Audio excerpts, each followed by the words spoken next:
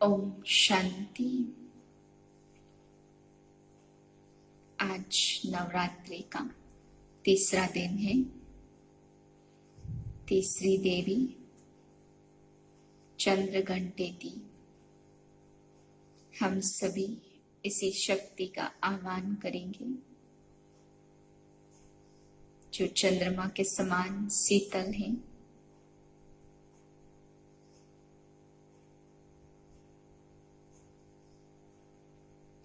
शीतलता का आह्वान करेंगे। मैं आत्मा शीतल हूं, शांत हूं। मस्तक पर विराजमान मैं आत्मा, मुझ में कोई भी विकारों की जलन नहीं है। शीतल, शुद्ध, स्वच्छ हूं।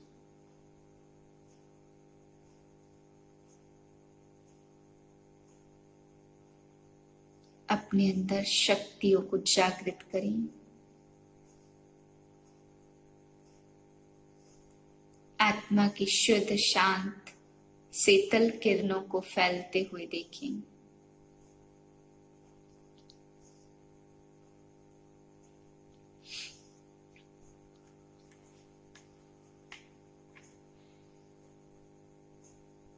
उन्नीस 10-2020 के महावाक्य हैं। आज बाबा हम बच्चों को कह रहे हैं चार्ट चेक करने के लिए।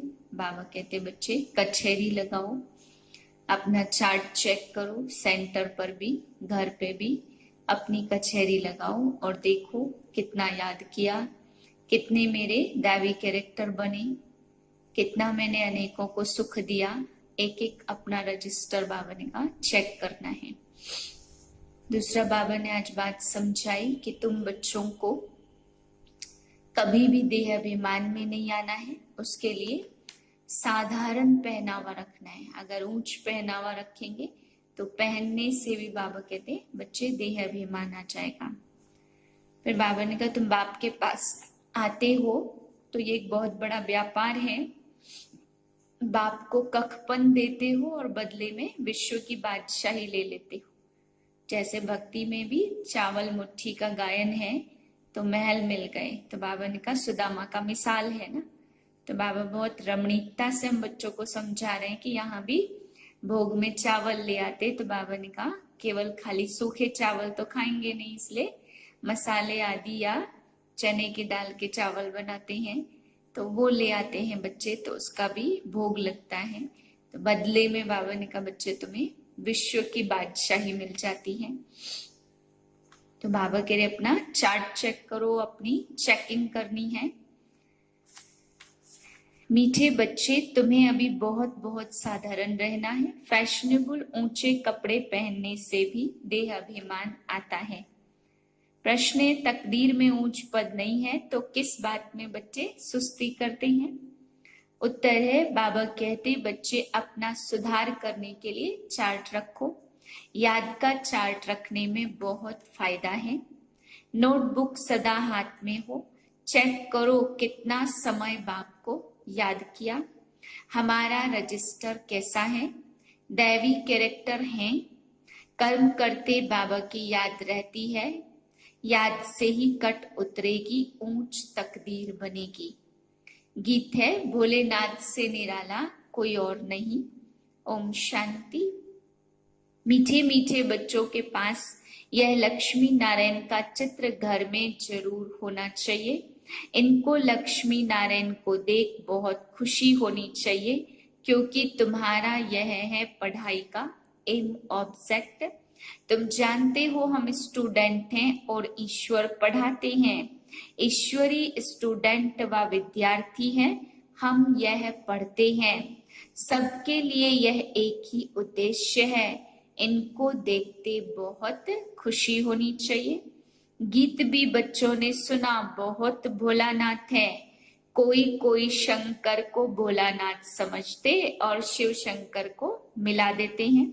अभी तुम बच्चे जानते हो वह ऊंचते ऊंच भगवान और शंकर देवता फिर दोनों एक कैसे हो सकते हैं। यह भी गीत में सुना कि भक्तों की रक्षा करने वाले जरूर भक्तों पर कोई आपदाएं हैं। 5 विकारों की आपदाएं सबके ऊपर हैं। भगत भी है, ज्ञानी किसको नहीं कहा जा सकता। ज्ञान और भक्ति बिल्कुल अलग चीज है। जैसे शिव और शंकर अलग है, जब ज्ञान मिलता है तो फिर भक्ति नहीं रहती। तुम सुख धाम के मालिक बनते हो, आधा कल्प के लिए सदगति मिल जाती है। एक ही इशारे से तुम आधा कल्प का वर्षा पा लेते हो। देखते हो भक्तों के ऊपर कितनी तकलीफ है। ज्ञान से तुम देवता बन जाते और फिर जब भक्तों पर भीड़ होती अर्थात दुख होता तब बाप आते हैं। बाप समझाते ड्रामा अनुसार जो पास्ट हुआ सो रिपीट होना है। फिर भक्ति शुरू होती तो वाम मार्ग शुरू होता अर्थात पतित बनने का मार्ग। उसमें भी नंबर 1 है काम, जिसके लिए कहा जाता काम पर जीत, तो तुम जगत जीत बनेंगे। वह कोई जीत थोड़ी पाते हैं। रावण राज्य में विकार के बिगर कोई का भी शरीर पैदा नहीं होता। सतयुग में रावण राज्य होता ही नहीं है। वहां भी अगर रावण होता तो बाकी भगवान ने राम राज्य स्थापन करके क्या किया।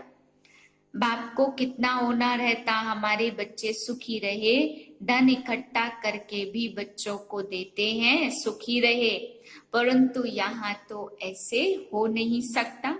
यह है ही दुख की दुनिया, यह बेहद का बाप कहते हैं। तुम वहां जन्म जन्मांतर सुख भोगते आएंगे। अथाह धन मिल जाता 21 जन्म, वहां कोई दुख नहीं होगा। देवाला नहीं मारेंगे। यह बातें बुद्धि में धारण कर आंतरिक बड़ी खुशी रहनी चाहिए। तुम्हारा ज्ञान और योग सारा गुप्त है, स्थूल हथियार आदि कुछ नहीं है।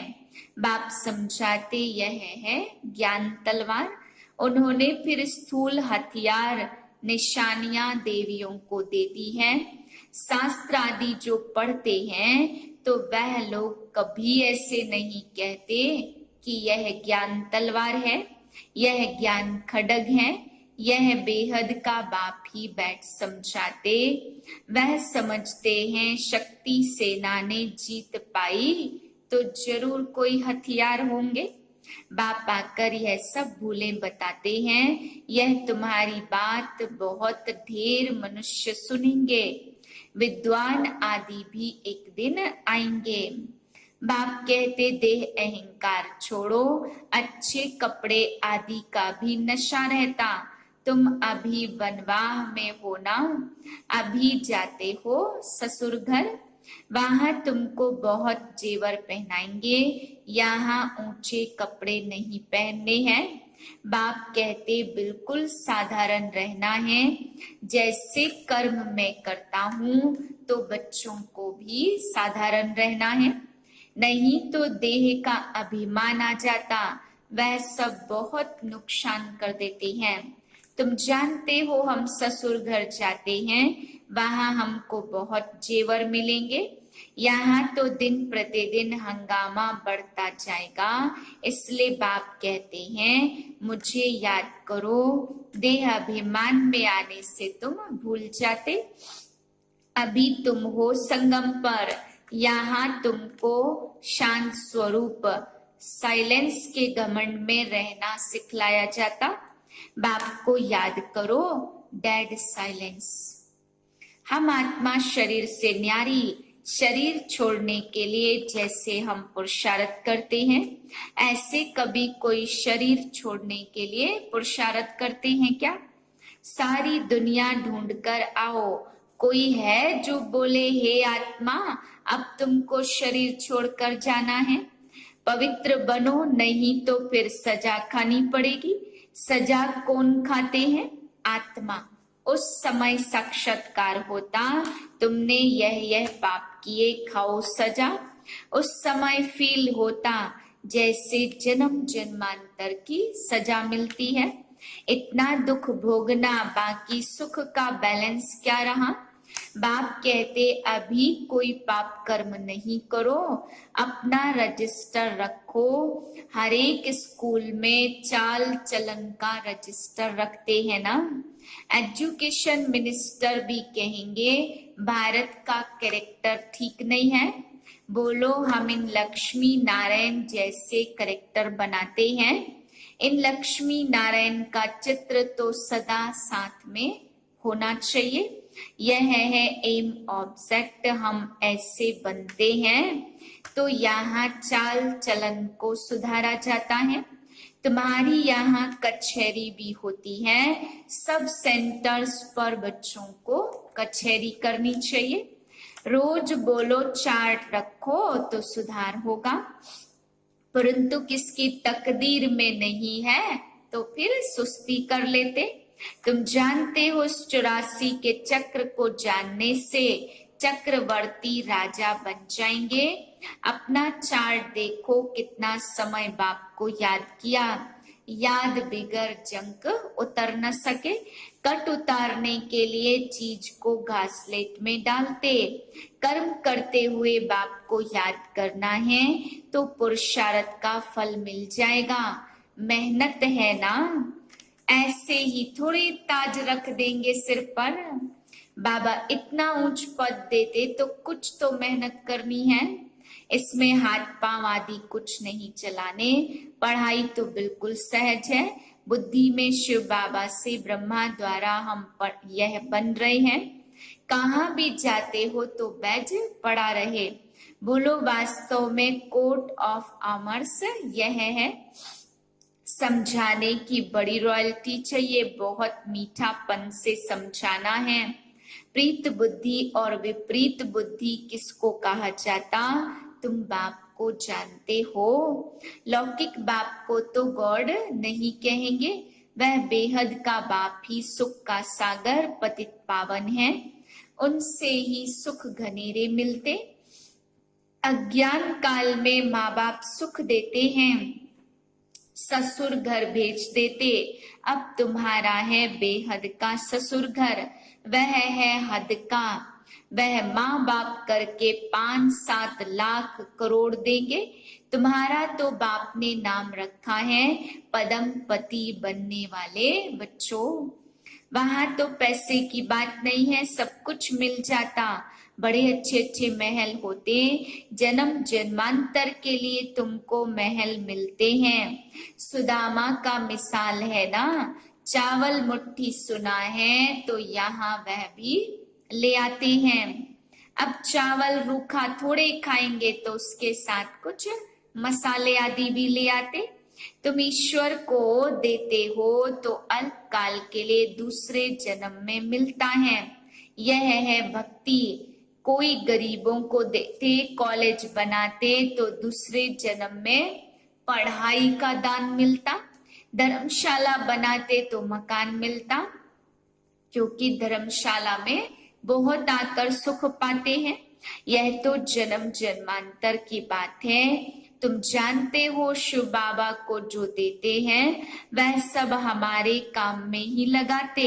शिव बाबा तो अपने पास रखते नहीं है। इसको भी कहा जाता सब कुछ दे दो तो विश्व के मालिक बन जाएंगे। विनाश का साक्षात्कार कराया, राजाई का कराया, बस नशा चढ़ गया। बाबा हमको विश्व का मालिक बनाते हैं। तो गीता में भी है, अर्जुन को साक्षात्कार कराया। मुझे याद करो तो तुम यह बनेंगे। विनाश और स्थापना का साक्षात्कार कराया तो इनको भी शुरू में खुशी का पारा चढ़ गया।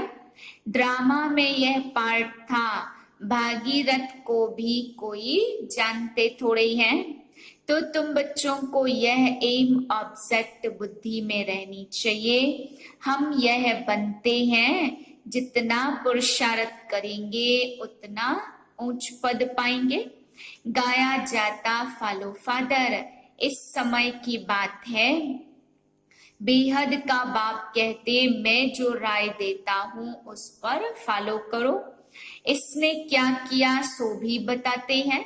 उनको सौदागर, रत्नागर, जादूगर कहते हैं ना। तो बाबा ने अचानक ही सब कुछ छोड़ दिया। पहले उन रत्नों का जौहरी था, अब अविनाशी ज्ञान रत्नों का जौहरी बना। हेल को हेविन बनाना कितना बड़ा जादू है। फिर सौदागर भी है, बच्चों को कितना अच्छा सौदा देते हैं। कखपन चावल मुट्ठी लेकर महल दे देते, कितनी अच्छी कमाई कराने वाला है। जवाहरात के व्यापार में भी ऐसे होता। कोई अमेरिकन ग्राहक आता तो उसमें 100 की चीज का 500 1000 ले लेंगे। तुम्हारे पास तो सबसे पुरानी चीज है प्राचीन योग। तुमको अब भोलानाथ बाप मिला है, कितना भोला है। तुमको क्या बनाते, कखपन के बदले तुमको 21 जन्म के लिए क्या से क्या बना देते हैं। यह है ईश्वरी पाठशाला। गीता में भगवानोवाच है, बाप आकर सोए हुए को जगाते। अभी तुम जानते हो नंबरवार पुरुषार्थ अनुसार। जो खुद जाग जाते तो दूसरों को भी जगाते हैं। नहीं जगाते तो गोया खुद भी जगा हुआ नहीं है। तो बाप समझाते इन गीतों आदि की ड्रामा में नूंद है। कोई बहुत अच्छे गीत हैं, जब तुम उदास हो जाते हो तो यह गीत बजाओ तो खुशी में आ जाएंगे। रात के राही थक मत जाना, यह भी अच्छा है। अब रात पूरी होती, मनुष्य समझते जितना भक्ति करेंगे उतना भगवान जल्दी मिलेगा। हनुमान आदि का साक्षात्कार हुआ तो समझते हैं भगवान मिला। बाप कहते यह साक्षात्कार आदि की सब ड्रामा में नूंद है। जो भावना रखते हैं उनका साक्षात्कार हो जाता, बाकी ऐसा कोई होता नहीं है। बाप ने कहा यह बैज तो सदैव सबको पड़ा रहे। किस्म किस्म के बनते रहते हैं, यह बहुत अच्छा है समझाने के लिए। तुम रूहानी मिलिट्री हो ना, मिलिट्री को हमेशा निशानी रहती है। तुम बच्चों को भी यह होने से नशा रहेगा। हम यह बन रहे हैं, हम स्टूडेंट हैं। बाबा हमको मनुष्य से देवता बना रहे हैं। मनुष्य देवताओं की पूजा करते हैं, देवताएं तो देवता की पूजा नहीं करेंगे। यहाँ मनुष्य देवताओं की पूजा करते क्योंकि वह श्रेष्ठ हैं। अच्छा, मीठे मीठे सिकिलधे बच्चों प्रति माता पिता बाप दादा का याद प्यार और गुड मॉर्निंग। रूहानी बाप की रूहानी बच्चों को नमस्ते। हम रूहानी बच्चों की रूहानी बाप को नमस्ते। धारणा के लिए मुख्य सार है। पहली पॉइंट, बुद्धि में सदा अपनी एम ऑब्जेक्ट याद रखनी है। लक्ष्मी नारायण का चित्र सदा साथ रहे। इसी खुशी में रहो कि हम ऐसा बनने के लिए पढ़ रहे हैं। अभी हम हैं गॉडली स्टूडेंट। दूसरी पॉइंट, अपना पुराना कखपन चावल मुट्ठी दे महल लेने हैं। ब्रह्मा बाप को फॉलो कर अविनाशी ज्ञान रत्नों का जौहरी बनना है। वरदान, अशरीरीपन के इंजेक्शन द्वारा मन को कंट्रोल करने वाले एकाग्रचित भाव। जैसे आजकल अगर कोई कंट्रोल में नहीं आता, बहुत तंग करता है, उछलता है या पागल हो जाता है, तो उसको ऐसा इंजेक्शन लगा देते जो वह शांत हो जाए। ऐसे अगर संकल्प शक्ति आपके कंट्रोल में नहीं आती है तो अशरीरीपन का इंजेक्शन लगा दो। फिर संकल्प शक्ति व्यर्थ नहीं उछलेगी, सहज एकाग्रचित हो जाएंगे। लेकिन यदि बुद्धि की लगाम बाप को देकर फिर ले लेते हो तो मन व्यर्थ की मेहनत में डाल देता है। अब व्यर्थ की मेहनत से छूट जाओ। स्लोगन है, अपने पूर्वज स्वरूप को स्मृति में रख सर्व आत्माओं पर रहम करो। ओम शांति।